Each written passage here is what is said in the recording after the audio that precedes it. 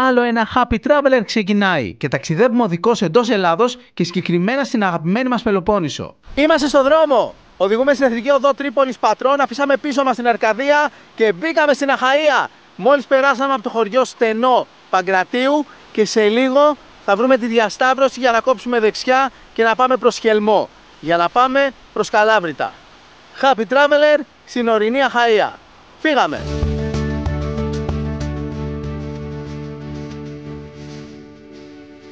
Αυτό το ταξίδι το κάναμε αρχές Ιουλίου του 2020.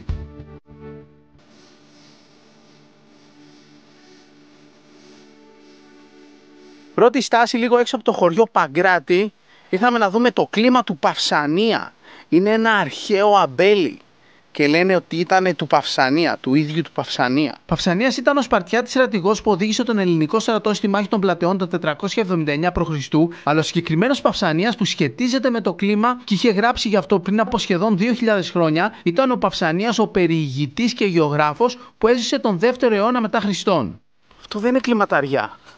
Αυτό είναι ολόκληρο δέντρο. Εντυπωσιακότατο. Το κλίμα του Παυσανία είναι σχεδόν 100 μέτρα και έχει 8 διαφορετικούς κορμούς. Και έχει και ένα πανέμορφο εκκλησάκι εδώ. Το εκκλησάκι του Αγίου Νικολάου. Και είναι ανοιχτό. Το εντυπωσιακό αυτό άγριο κλίμα έχει κηρυχθεί από το 1976 διατηρηταίο μνημείο της φύσης. Θεωρείται το πιο παλιό κλίμα στον κόσμο, σχεδόν 3.000 ετών. Κάθε Μάιο ανθοφορεί και βγάζει καινούρια φύλλα, αλλά δεν καρποφορεί. Μπαίνουμε στο αμάξι και συνεχίζουμε βόρεια.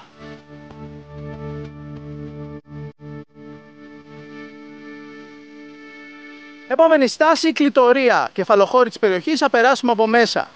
Η παλιά ονομασία του χωριού ήταν Μαζέικα. Γεια σου, καλημέρα. Γεια σας, γεια σας. Τι κάνετε? Κλητορία. Ευχαριστούμε πολύ.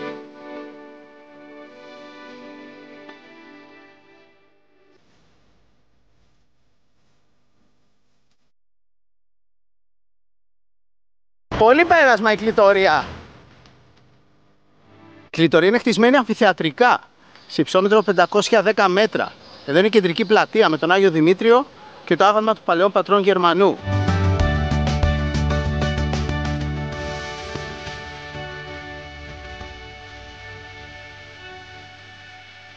Πριν φύγουμε από την Κλητορία, να πάρουμε και κάτι να φάμε. Ευχαριστούμε πολύ. Γεια σας. Ευχαριστώ πολύ. Γεια σας, καλό.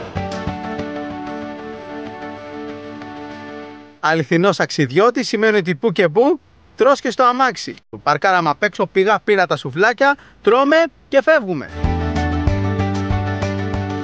Συνεχίσαμε την οδήγηση και κάποια στιγμή πετύχαμε και ένα μποτιλιάρισμα.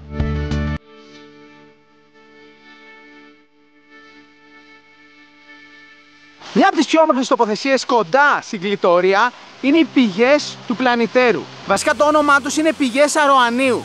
Ένα μέρος μέσα πλατάνια, πολύ νερό, πεστροφία, ηχθειοτροφία που μπορείς να φας φρέσκια, πέστροφα και σολομό και γενικά ένα μέρος ιδανικό για το καλοκαίρι όταν βράζει ο τόπος παντού, έρχεσαι εδώ και έχει δροσούλα. Πάμε να εξερευνήσουμε το μέρος. Καλά, τι μέρος είναι αυτό που βρήκες. Ωραίο, Τέλειο είναι. Το μόνο θέμα είναι ότι εδώ πρέπει να έρθεις και να κάνεις ζέστη για να νιώσεις έτσι τη δροσιά του νερού. Η αλήθεια είναι αυτή, αλλά και τώρα που έχει λίγο δροσούλα, εμένα μου αρέσει. Εδώ παραδοσιακά σε αυτή την περιοχή είχε τις βρύσες, είχε υδροτριβές και είχε και μήλους. Για να πω την αλήθεια, αυτό το υπέροχο μέρος δεν το βρήκα εγώ. Μας το προτείνατε εσείς στο Instagram και είπαμε να σας ακούσουμε και να έρθουμε να το δούμε.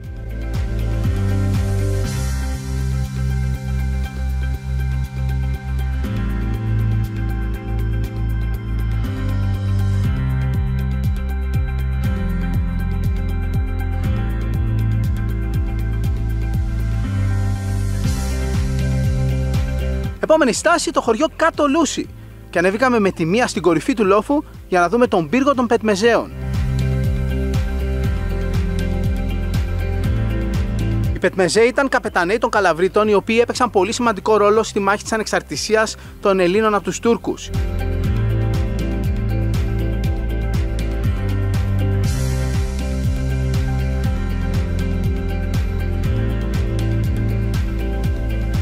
Είναι φοβερές αυτές οι περιοχές εδώ στην Πελοπόννησο. Κάθε σημείο αυτής της περιοχής της Ελλάδας έχει παίξει το δικό του σημαντικό ρόλο στη δική μας σημερινή ελευθερία.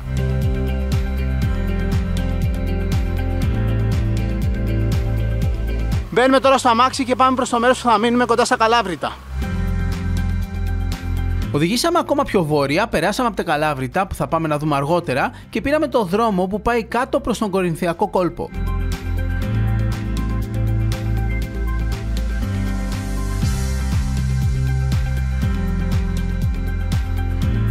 Φτάσαμε στο μέρος που θα μείνουμε, είμαστε στο χωριό Ζαχλωρού, μέσα στο Φαράγγι. Στο Φαράγγι του Βουραϊκού. Από εδώ περνάει και ο Οδοντοτός, υπάρχει σταθμός τρένου και είναι ένα πολύ ωραίο γραφικό χωριό.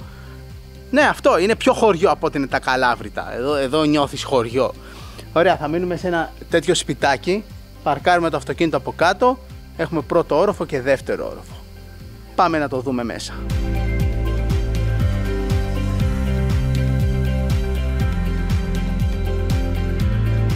Τέλειο πέτρινο, κοιτάξτε πως είναι. Αυτό είναι το σαλόνι, ο πρώτος χώρος κάτω. Εδώ είναι μέσα και το μπάνιο. Και πάνω είναι η κρεβατοκάμαρα.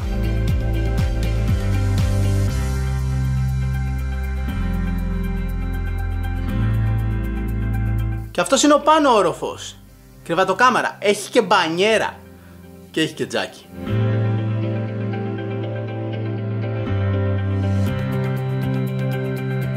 Και αφού τακτοποιηθήκαμε στο δωμάτιο, ξεκινήσαμε με τη μία να εξερευνήσουμε την περιοχή. Υπάρχουν πολλά πράγματα που θέλουμε να δούμε και να κάνουμε τις επόμενες μέρες εδώ. Χρόνος για χάσιμο δεν υπάρχει.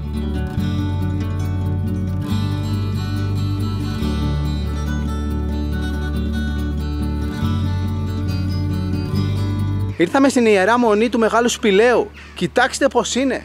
Σαν τα μετέωρα. Χτισμένη πάνω στα βράχια.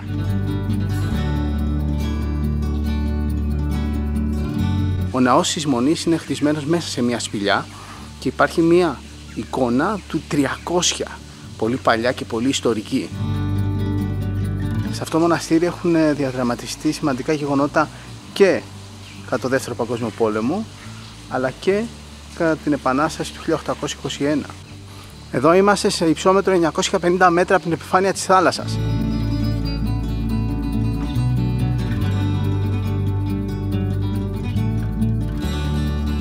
Η Μονή την ώρα που ήρθαμε είχε κλείσει, αλλά πάμε να δούμε λίγο από εκεί τη θέα, το εκκλησάκι των Αγίων Πάντων.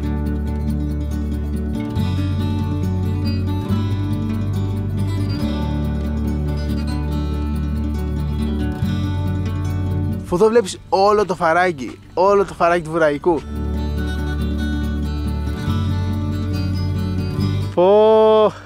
Παίζει αυτό να είναι ένα από τα καλύτερα μπαλκόνια της Πελοποννήσου.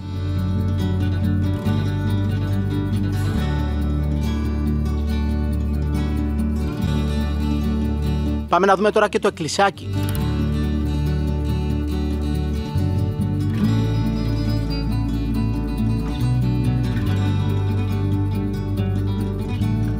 Εντάξει, ο ήλιος είναι πίσω από τα σύννεφα, μία βγαίνει, μία μπαίνει, μία βγαίνει, μία μπαίνει.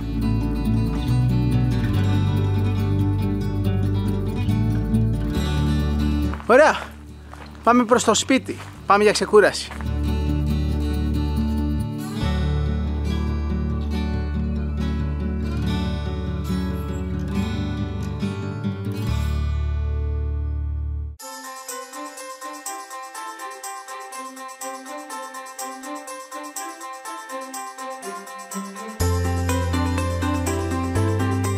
Καλημέρα! Ξεκινάμε τη βόλτα μας από τα Καλάβρητα, αυτή την πανέμορφη ορεινή κομμόπολη του νομού Αχαΐας, στα περίπου 730 μέτρα υψόμετρο και ένα από τα πιο δημοφιλή τουριστικά θέρετρα της Ελλάδας το χειμώνα, όταν είναι ανοιχτό το χιονδρομικό. Περιμένεις το τρένο? Ναι, αλλά δεν ξέρω τι ώρα έρχεται. Εδώ είναι ο παραδοσιακός σταθμός τρένου των Καλαβρίτων. Ο Οδοντοτός λειτουργεί. Έχει δρομολόγια καθημερινά. Φυσικά αυτά τα δρομολόγια αφορούν το καλοκαίρι του 2020 που ήμασταν εδώ. Αν θέλετε να μάθετε πληροφορίες για τα δρομολόγια του Οδοντοτού, μπείτε στη σελίδα της Train-OSE.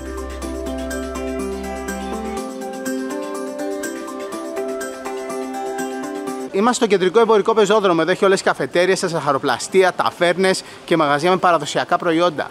Στυλοπίτες, γλυκά του κουταλιού, μέλια και βότανα έχουν την τιμητική τους. Ο πεζόδρομος κάτω έχει μια γραμμή τρένου, αλλά δεν είναι αληθινή, είναι έτσι εφέ.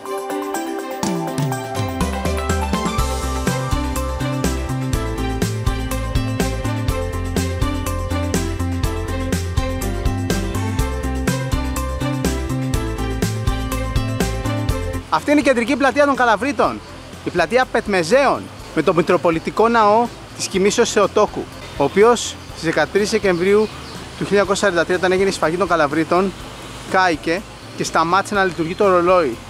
Και έτσι έχουν αφήσει το ρολόι στο καμπαναριό, σταματημένο ακριβώς στην ώρα που έγινε αυτή η καταστροφή για τα Καλάβρητα.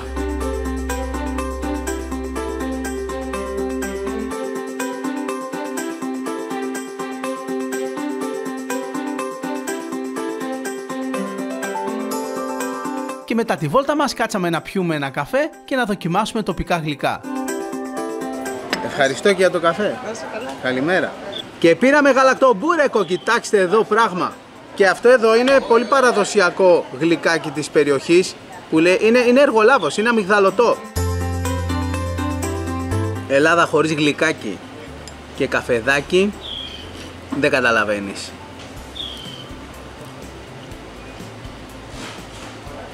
Έχει πολύ πλούσια και ωραία κρέμα, την καταλαβαίνεις. Είναι έτσι ορεινή θα έλεγα. Πω. Αυτό είναι πολύ παραδοσιακό. Είναι ροδοζάχαρη, τριαντάφυλλο γλυκό, το οποίο το φτιάχναν παραδοσιακά οι καλόγεροι στα μοναστήρια.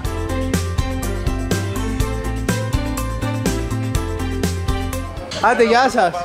Ευχαριστούμε πάρα πολύ για όλα. Πήραμε και ροδοζάχαρη και πετροκέρασο γλυκό.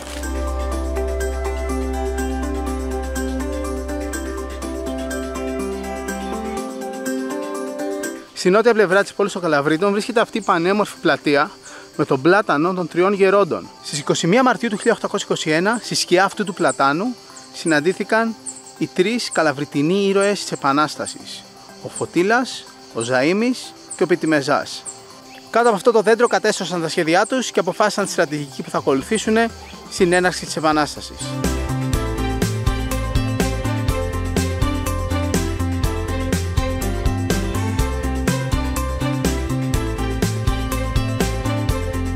Στο κέντρο των Καλαβρίτων, σε ένα κτίριο που δεν το χάνεις, βρίσκεται το Μουσείο του Καλαβριτινού Ολοκαυτώματος. Είναι δημοτικό μουσείο, φτιάχτηκε το 2005 και μέσα του κρύβει την ιστορία για μία από τις χειρότερες μέρες στην ιστορία της Ελλάδος τα τελευταία 100 χρόνια. Η πρώτη αίθουσα του μουσείου αφορά το πώς ήταν τα Καλάβρητα πριν από τον πόλεμο, πριν από την κατοχή. Και εδώ αυτό το συγκεκριμένο κομμάτι έχει να κάνει με τη σχολική ζωή των Καλαβρίτων. Έχει φωτογραφίες από τα σχολεία και διάφορα αντικείμενα. Και αυτά είναι από τη Φιλαρμονική των Καλαβρίτων που λειτουργούσε από το 1926. Εδώ παίρνουμε μια ιδέα για το πώς ήταν η ζωή στα Καλάβρητα εκείνη την εποχή πριν από τον πόλεμο. Και ναι, καταλαβαίνουμε ότι ήταν μια πολύ ανεπτυγμένη πόλη, είχε περίπου 2.500 κατοίκους, είχε 4 ξενοδοχεία, είχε κλινικές, είχε ταξί, μαγαζιά, είχε παραγωγή, είχε πολλά πράγματα. Ήταν ένας πλούσιος τόπος, ήταν ένα μικρό χωριό στο βουνό. Και από εδώ περνάμε στο κομμάτι του μουσείου που αφορά την ιστορία των Καλαβρίτων κατά το Δεύτερο Παγκόσμιο Πόλεμο και τη γερμανική κατοχή. Σημαία του αντιστασιακού αγώνα και η αντιστασιακή εφημερίδα. Και αυτός είναι ο χάρτης της επιχείρησης των Γερμανών που περικύκλωσαν τα Καλάβρητα, ερχόμενοι από 5 διαφορετικές κατευθύνσεις, καταστρέφοντας, καίγοντας, δολοφονώντας σε όλα τα χωριά της περιοχής.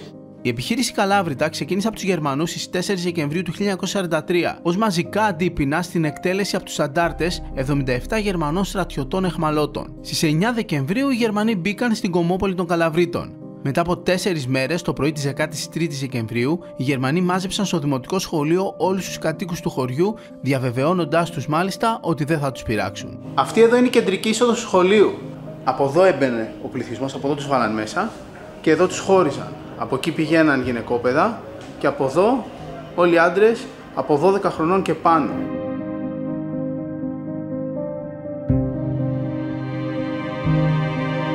Εδώ πέρα έχουν βάλει φωτογραφίες από όλους όσους εκτελέστηκαν, όχι μόνο εδώ στα Καλάβρητα, αλλά σε όλη την ευρύτερη περιοχή. Συνολικά ήταν σχεδόν 700 άτομα τα θύματα. Και από τις εκτελέσεις σώθηκαν 13 άτομα εδώ στα Καλάβρητα και 15 στα γύρω χωριά, 28 σύνολο, και είναι αυτοί εδώ, στους οποίους 3 αυτή τη στιγμή ζουν ακόμα. Συνολικά, σύμφωνα με τους νεότερους ιστορικούς, εκτελέστηκαν 677 άμαχοι, από τους οποίους οι 499 σε Καλάβρητα, και πυρπολήθηκαν περίπου 1000 σπίτια σε πάνω από 50 χωριά. Μάλιστα, τα ναζιστικά στρατεύματα άρπαξαν και υλικά αγαθά, τρόφιμα αλλά και ζώα, έτσι ώστε, σύμφωνα με την ηγεσία της μεραρχίας, να στερήσουν από τους κατοίκους των χωριών τις προϋποθέσεις διαβίωσης. Και εσείς, καλή δύναμη. Αν έρθετε Καλάβρητα, μια επίσκεψη, απλώς και σαν φόρος τιμής, επιβάλλεται. Και αφού είδαμε το μουσείο, πάμε πάνω στο λόφο να δούμε το μνημείο του Ολοκαυτώματος, να δούμε το σημείο που έγινε η εκτέλεση.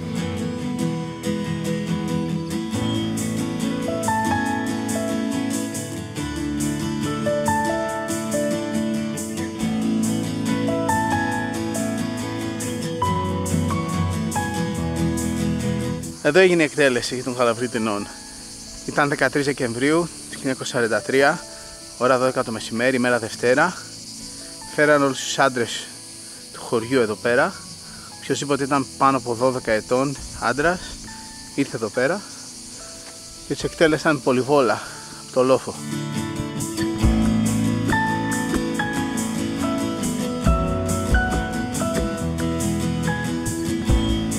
Το μνημείο αυτό φτιάχτηκε κάπου τη δεκαετία του 70 και τη δεκαετία του 60 μπήκε ο σταυρός στην κορυφή του λόφου. Αυτό που είχε γίνει πρώτα, μετά το ολοκαύτωμα, ήταν στο λόφο να βάλουμε μεγάλες άσπρες πέτρες μαμμένες με ασβέστη την ημερομηνία. Και αυτές οι πέτρες μένουν ακόμα εκεί για να μας θυμίζουν αυτή τη μαύρη Δευτέρα. Πάμε να δούμε λίγο και το μνημείο οικογενειακώς, γιατί την ιστορία πρέπει να τη μαθαίνουμε και στα παιδιά μας.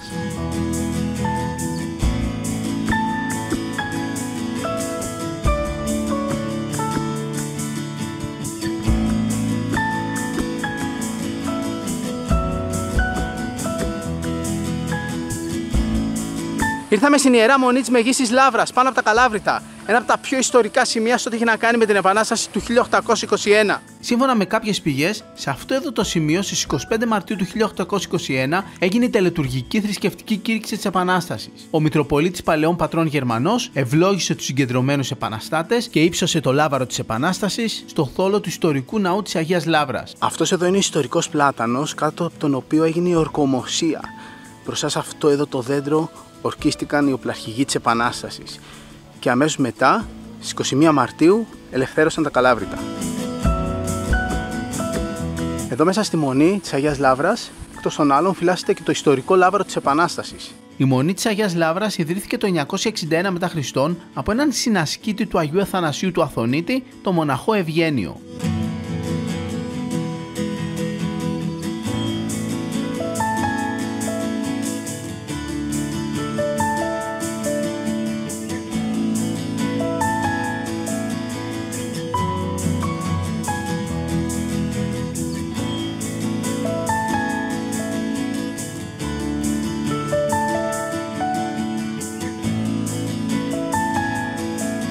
Στο λόφο απέναντι από την Αγία Λαύρα βρίσκεται ένα από τα πιο όμορφα μνημεία για την Επανάσταση του 1821 σε όλη την Ελλάδα. Είναι το μνημείο των ηρώων της Επανάστασης και για τους πεσόντες εδώ σε αυτή εδώ την περιοχή, στην Αγία Λαύρα, πάνω από τα Καλάβρητα.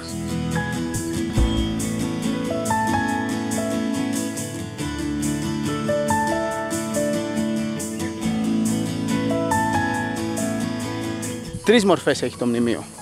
Τη μία τον ιερέα, που αντιπροσωπεύει τους κληρικούς που δώσαν τη μάχη τους στην Επανάσταση του 21, από εκεί τους αγωνιστές, και στην κορφή είναι η ελευθερία. Η γυναικεία μορφή συμβολίζει την ελευθερία, με σπασμένα τα δεσμά.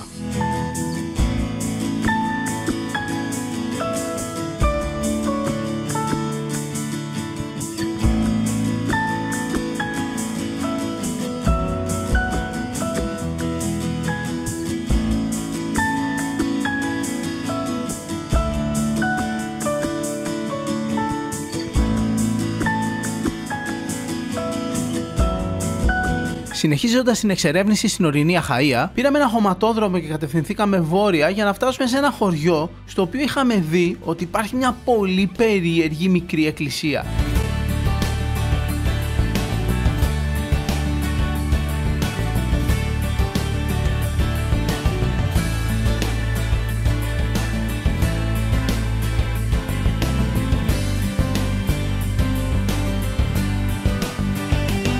Φτάσαμε, είμαστε στο χωριό Πλατανιώτισσα, ένα πανέμορφο χωριό μέσα στο πράσινο. Εδώ από τη μια μεριά περνάει το ποταμάκι και από την άλλη είναι ο λόγος που λέγεται έτσι το χωριό. Είναι η Παναγία η Πλατανιώτισσα, ένα εκκλησάκι μέσα σε δέντρο.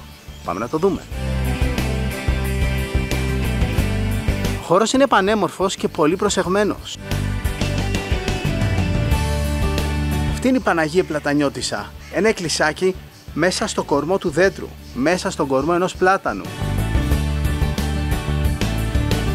Απίθανο μέρος, νομίζω εύκολα ένα από τα 10 πιο ιδιαίτερα εκκλησάκια της Ελλάδας.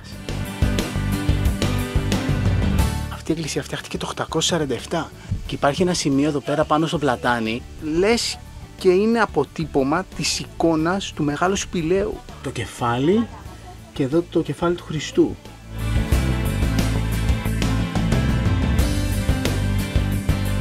Και ο κορμός του πλάτανου έχει και δεύτερο χώρο.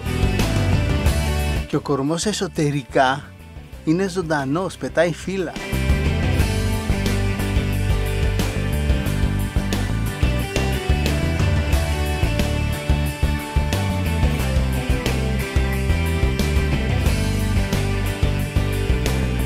Θα κάτσουμε να τσιμπήσουμε κάτι εδώ πέρα, δίπλα στο ποτάμι και ακριβώς απέναντι από την Πλατανιώτισσα.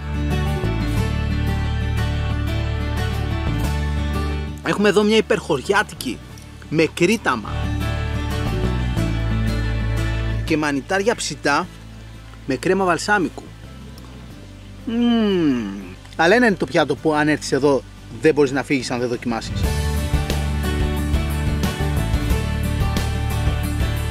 Κατσικάκι λαδορίγανη. Άχρηστο το μαχαίρι. Κοιτάξτε εδώ, κόβεται με το πυρούνι. Πω! Και είναι πεντανόστιμο, λουκούμι.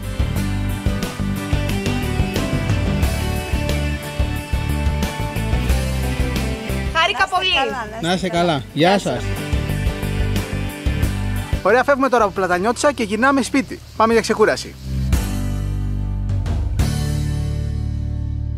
Πάμε τώρα σε ένα διάλειμμα και επιστρέφουμε σε λίγο με τη συνέχεια του Happy Traveler. Στο μεταξύ ακολουθήστε μας στο Instagram και εμένα και την Ηλέκτρα αλλά και το λογαριασμό της εκπομπής για να βλέπετε πού ταξιδεύουμε την κάθε στιγμή αλλά και να παίρνετε μέρος σε διαγωνισμούς που κάνουμε εκεί. Βρείτε όμως και τη σελίδα μας στο Facebook και κάντε μας ένα like γιατί εκεί ανακοινώνουμε κάθε εβδομάδα το επόμενο επεισόδιο αλλά και τους διαγωνισμούς μας. Τα λέμε σε λίγο!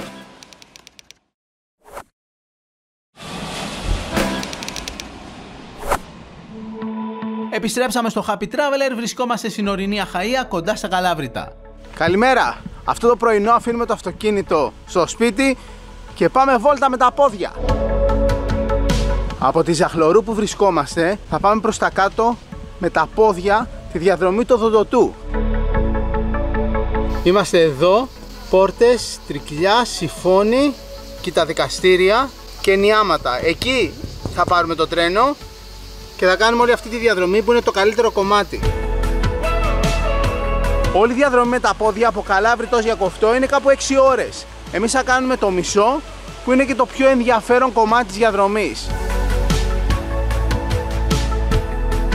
Αυτό που κάνουμε τώρα θα το κάνουμε αρκετές φορές. Θα περπατήσουμε στις ράγες από όπου περνάει ο Οδοντοτός. Για το λόγο αυτό είναι πάρα πολύ σημαντικό αν κάνετε αυτή τη διαδρομή να ενημερώσετε την υπηρεσία του Οδοντοτού. Γιατί κάποια σημεία είναι στενά και πρέπει οι μηχανοδηγοί να το έχουν υπόψη. Γενικά μια τέτοια διαδρομή θέλει ιδιαίτερη προσοχή και να έχουμε τσεκάρει τι ώρες περίπου περνάει το τρένο. Χοντρικά αν περπατήσεις εδώ, το τρένο θα το δεις να περνάει κάθε 1 με 1,5 ώρα. Το καλό με αυτή τη διαδρομή είναι ότι δεν πρόκειται να χαθείς γιατί ακολουθείς τις γραμμές του τρένου. Επειδή περπατάμε δίπλα στις γραμμές του τρένου, είναι σαν να περπατάμε σε μονοπάτι.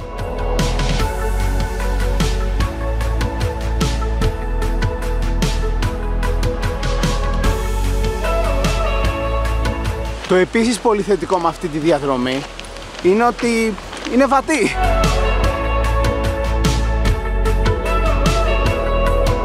Ο ήλιος έχει βγει αλλά δεν έχει μπει ακόμα μέσα στο φαράγγι. Το βλέπουμε πάνω στις κορυφές. Γλύφει τα δέντρα σιγά σιγά και μετά κατεβαίνει. Συνεχίζουμε.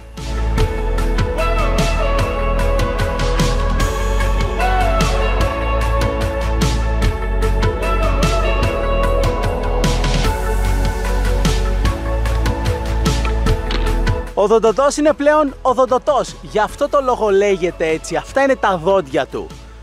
Στα σημεία που έχει μεγάλη κλίση, δεν αρκεί η δύναμη της μηχανής για να ανεβάσει το τρένο. Χρειάζεται και αυτά εδώ τα δόντια. Πιάνει κάτω και τον ανεβάζει.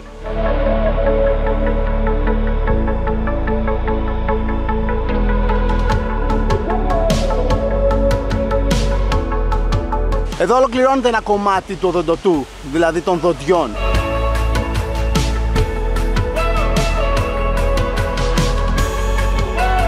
Μόλις περάσαμε τις πρώτες γέφυρες και είμαστε στη στάση ακριβώς πριν μπούμε στο φαράγγι, πριν μπούμε στο τούνελ. Τώρα ξεκινάει το πιο ενδιαφέρον κομμάτι της διαδρομής. Αλλά πρώτα να κάνουμε μια μικρή στάση.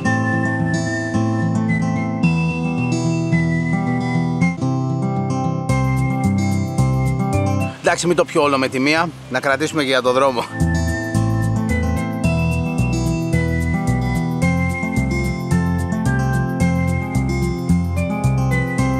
Σε πάρα πολλά σημεία της διαδρομής έχει πληροφορίες. Πάμε λοιπόν στο πιο ενδιαφέρον, στο πιο όμορφο κομμάτι όλης της πεζοπορικής διαδρομής.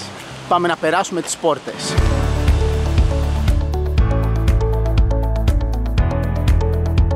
Είναι 9 παρά 20, 9 και 5 φεύγει το τρένο από Διακοφτό, άρα για το επόμενο μισάωρο τρένο δεν περνάει από εδώ. Αυτή η μεταλλική πόρτα και μία αντίστοιχη από την άλλη πλευρά είναι ο λόγος που αυτή η περιοχή λέγεται θέση πόρτες. Αυτές οι πόρτες τοποθετήθηκαν ώστε να μην περνάνε οι πεζοί από τις γραμμές του τρένου. Από εκεί πάει το τρένο, αλλά εμείς περνάμε από αυτή τη μεριά που έχει γέφυρα για πεζούς.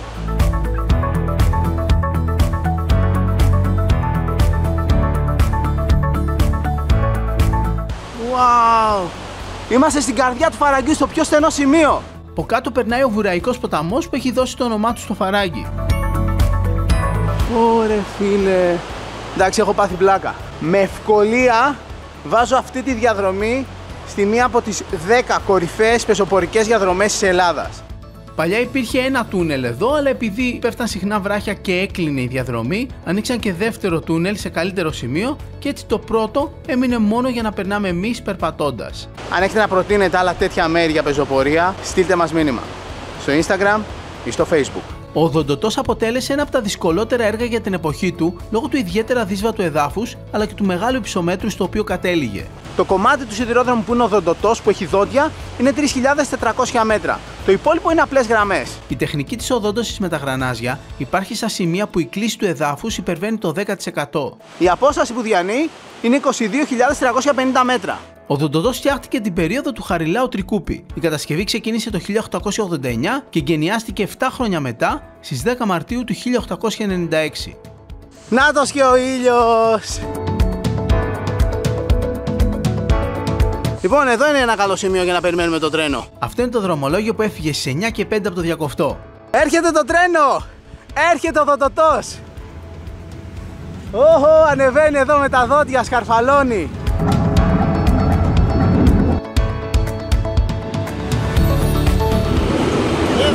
Γεια σας!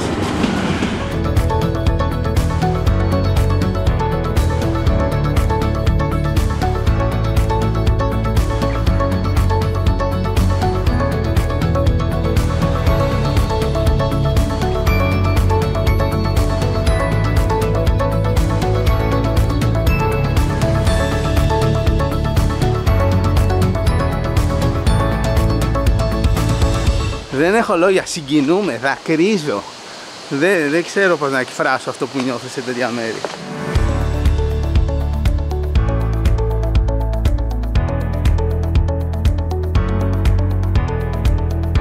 Κάτι τέτοιες στιγμές σε κάνουν happy traveler. Να περπατάς σε τέτοια μέρη νομίζω ότι είναι υπέρτατη ευτυχία. Είναι και μια μορφή διαλογισμού.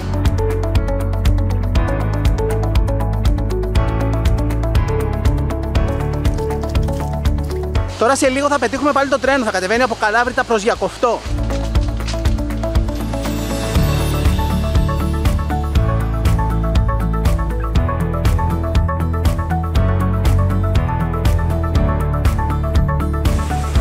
Αυτό το σημείο λέγεται Λούκι και είναι το πιο στενό σημείο του Βουραϊκού ποταμού. Εδώ δημιουργείται και ένας μικρός καταράκτης.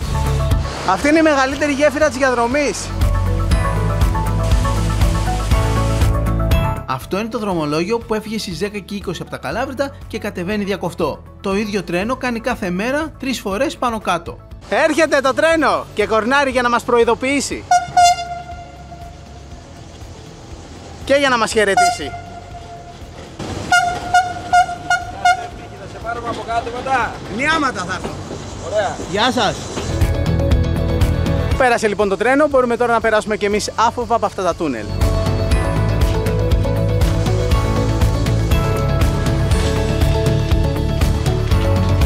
Αυτή η διαδρομή δεν σταματάει να σε εκπλήσει. Εδώ έχει φυσικό άνοιγμα ο βράχος. Αυτά τα βράχια απέναντι λέγονται δικαστήρια.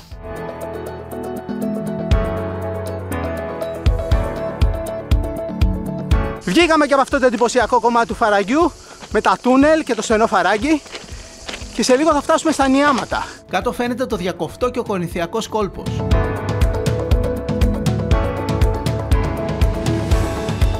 παρά 20 στην ώρα του το τρένο. Η διαδρομή έχει άλλη χάρη όταν την περπατάς και άλλη χάρη όταν την περνάς με το τρένο. Και τα δύο είναι όμορφα και τα δύο είναι εμπειριάρες και γι' αυτό το λόγο αξίζει να κάνετε το κατέβασμα με τα πόδια και το ανέβασμα με το τρένο.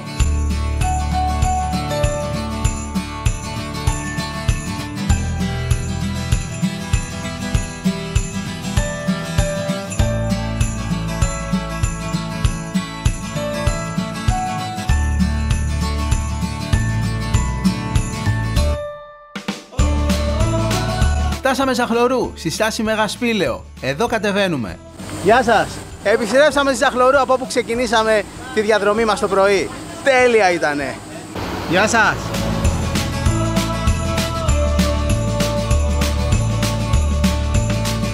Αγαπούσα που αγαπούσα τα τρένα. Σήμερα αγάπησα τα τρένα λίγο παραπάνω. Επιστρέψαμε. Η εξερεύνηση θα συνεχιστεί με το αυτοκίνητο. Σε αυτό το σημείο κάνουμε μια μικρή στάση για να σας δείξω μια φρουτένια ανοιξιάτικη σαλάτα με μια απλή βάση από iceberg και προϊόντα από την Πελοπόννησο. Θα έχει φράουλες από την Ηλία, πορτοκάλι από την Αργολίδα, καρύδια από την Αρκαδία και μουστάρδα από τη Μεσσηνία. Για τον dressing εκτός από τη μουστάρδα και αλάτι θα χρειαστούμε λάδι και ξύδι βαλσάμικο. Έχουμε εδώ αυτές τις μικρές συσκευασίες που βολεύουν και για να τις έχουμε μαζί μας σε ταξίδι. Ανακατεύουμε το dressing, το βάζουμε στη σαλάτα, προσθέτουμε τα υπόλοιπα υλικά, ανακατεύουμε και τρώμε. Καλή όρεξη!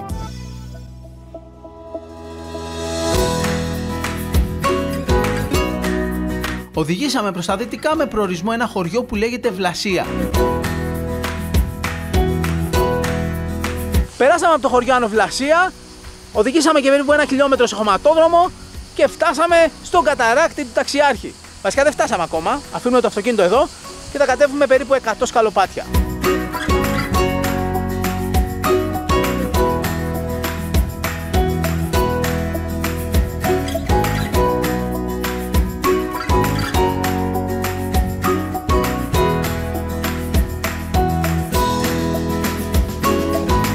Φτάσαμε! Ήταν πολύ κοντά! Ούτε 5 λεπτά από εκεί που αφήσαμε το αυτοκίνητο. Άξιζε τον κόπο η διαδρομή? Καλά, δεν άξιζε απλά τον κόπο και κάτι παραπάνω. Νομίζω πως το πολύ ενδιαφέρον εδώ με την τοποθεσία είναι πως ό,τι ώρα και να έρθεις, έχεις σκιά. Πάμε για λίγη εξερεύνηση. Τώρα είναι κατά καλό καιρό, γι' αυτό δεν έχει πολύ ροή ο καταράκτης, αλλά και πάλι είναι υπερεντυπωσιακός, πανέμορφος και είναι διπλός.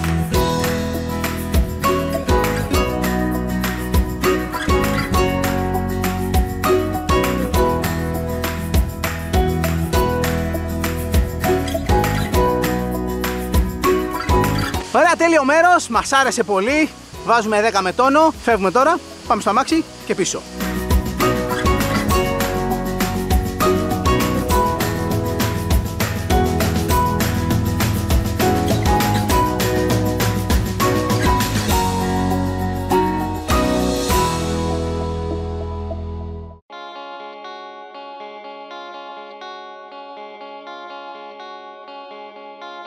Μια νέα μέρα ξεκίνησε και πήραμε τα βουνά, είμαστε στο Χελμό. Πάμε πρώτα να δούμε μια πανέμορφη λίμνη από την άλλη πλευρά του βουνού.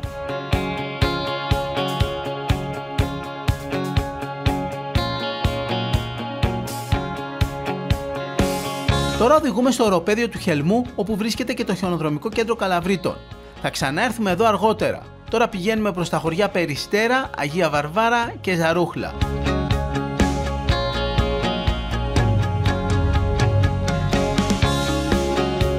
Φτάσαμε, αυτή είναι η λίμνη Τσιβλού, μία από τις ελάχιστες ορεινές λίμνες στην Πελοπόννησο. Βρίσκεται στα ανατολικά του όρους Χελμός, βασικά ανάμεσα στο όρος Χελμός και το όρος Κιλίνη. Η λίμνη Τσιβλού είναι φυσική λίμνη. Δημιουργήθηκε στις 24 Μαρτίου του 1913 από μια μεγάλη κατολίσθηση στην κήτη του ποταμού Κράφη. Η λίμνη έχει επιφάνεια περίπου 83 στρέμματα και μέγιστο βάθος 80 μέτρα. Είναι σημαντικότατος ηθυροβιότοπος που φιλοξενεί πολλά είδη χλωρίδας και πανίδας. Η απόλυτη ηρεμία. Ωραία ησυχία. Το όνομα της λίμνης προέρχεται από το χωριό Τσιβλός, το οποίο βυθίστηκε μερικώς από την κατολίσθηση του 1913. Η τοπική παράδοση ονομάζει τη λίμνη και Μαυρολίμνη για το κακό που τότε προξένησε. Το μέρος είναι ιδιαίτερα αγαπητό σε φυσιολάτρες. Εκτός από το να έρθεις εδώ για να θαυμάσεις την πανέμορφη φύση, έχει και πολλές πεζοπορικές διαδρομές. Μπορείς βασικά περιμετρικά να περπατήσεις γύρω-γύρω όλη τη λίμνη. Και ένα ακόμα αγαπημένο σπορ όσων επισκέπτονται την περιοχή είναι το πικνίκ. Ο ορισμός του πικνίκ: φέρνεις τα αγαπημένα σου προϊόντα και τρως στη φύση. Με θέα αυτή την καταπληκτική λίμνη. Καλή όρεξη!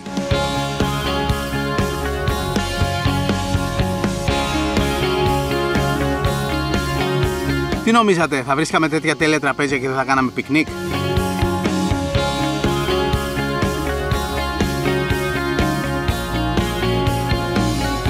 Αποχαιρετούμε τη λίμνη Τσιβλού. Φεύγουμε και πάμε πάλι πάνω προς το βουνό. Η οδήγηση σε αυτά τα ορεινά τοπία είναι απόλαυση. Μερικές φορές, αντικρίζοντας όλα αυτά, σκέφτεσαι ότι κάποια τέτοια μέρη δεν έχουν τίποτα να ζηλέψουν από ορεινές χώρες του εξωτερικού όπως η Ελβετία. Να άλλο ένα από αυτά τα ποτηλιαρίσματα που αγαπάμε ιδιαίτερα και που δεν μας ενοχλεί καθόλου να χρειαστεί να περιμένουμε λιγάκι.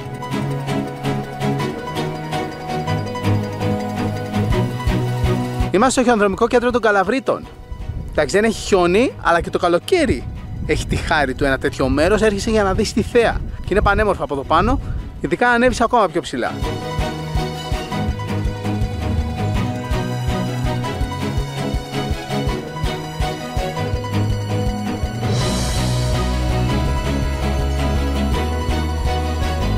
Ανεβήκαμε πάνω στην κορυφή Στίγα, στα 2.340 μέτρα. Το πιο ψηλό σημείο του χιονοδρομικού είναι εδώ από πίσω. Και ήρθαμε να δούμε το τηλεσκόπιο Αρίσταρχος. Γεια σου, Αλέξη.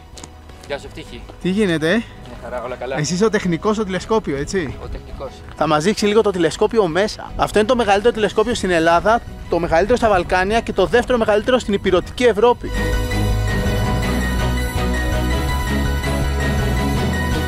Το μέρος εδώ που επιλέχθηκε να γίνει είναι στρατηγική σημασία για ένα τηλεσκόπιο, έτσι? Είναι ένα από τα πιο σκοτεινά μέρη στην Ευρώπη. Είμαστε πάνω από τα σύννεφα. Το απόγευμα τα σύννεφα αυτά που βλέπετε γύρω-γύρω κάθονται προς τα κάτω. Οπότε εμείς είμαστε πάνω από τα σύννεφα και δεν μας εμποδίζουν στο να παρατηρήσουμε τη νύχτα. Αυτό από πότε υπάρχει εδώ? Ξεκίνησε η κατασκευή του το 2001 ή 2002, παραδόθηκε το 2008. Εδώ είναι ο πίνακας, τα ηλεκτρονικά του συστήματα όλα αυτά. Πολύ τεχνολογία, Ναι, το βράδυ κατά τη διάρκεια της παρατήρησης δεν επιτρέπεται να είναι κανένας εδώ μέσα. Γιατί ακόμα και η θερμοκρασία του σώματος επηρεάζει τη μέτρηση. Δεν υπάρχει κανένα φως, δεν υπάρχει άνθρωπος εδώ. Οι παρατηρητές βρίσκονται στο κτίριο κάτω. Σχολεία έρχονται εδώ, επίσκεψη? Όχι, γιατί είναι ο δρόμος Δύσκολος, δύσκολος, όμως το χειμώνα με το lift ανεβαίνουν και τους κάνουμε. Έχει τύχει κατά περίπτωση να κάνουμε μια ξενάγηση. Όσο έρχονται παιδιά εδώ, τόσο περισσότερους αστροφυσικούς έχουμε στο μέλλον. Ναι, σίγουρα. Δηλαδή έρχεσαι εδώ και λες, wow, Ναι. θέλω αυτή τη δουλειά να κάνω. Ξέρεις, κάποιο παιδί θα το πει, θέλω να είμαι έτσι με τον ουρανό και να παρατηρώ. Ακριβώς. Αυτό είναι λοιπόν το τηλεσκόπιο. Πίσω, εδώ από κάτω, είναι η κάμερα. Όλη η πληροφορία έρχεται και περνά μέσα από τον καθρέφτη και συλλέγεται εδώ στην κάμερα. Και η κάμερα αυτή μας στέλνει την εικόνα κάτω.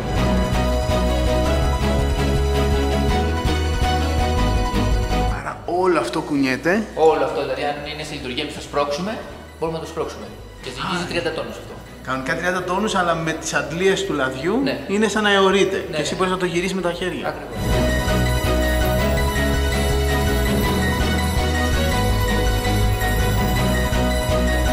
Ωραία, Αλέξη, ευχαριστούμε πάρα πολύ. Να είσαι καλά. Φύγαμε από το βουνό και τώρα κατεβαίνουμε παραλιακά στις ακτές του Κορινθιακού κόλπου. Πιάσαμε θάλασσα, οδηγούμε στην παλιά εθνική οδό. Δεξιά μας έχουμε τον Κορινθιακό κόλπο. Περάσαμε τώρα από την τράπεζα, έτσι λέγεται από το χωριό, και πηγαίνουμε προς το Διακοφτό.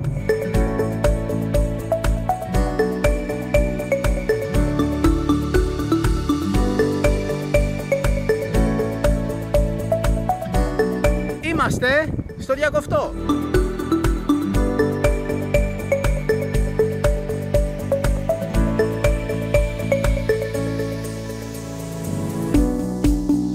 Εδώ είναι η αφετηρία του Οδοντοτού.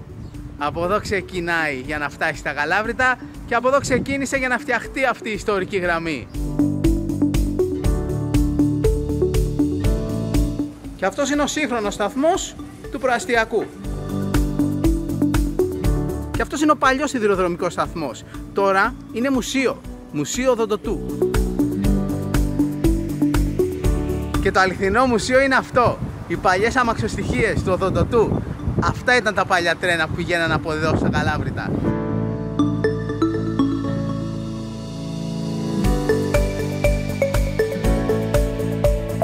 Ένα παράθυρο είναι ανοιχτό.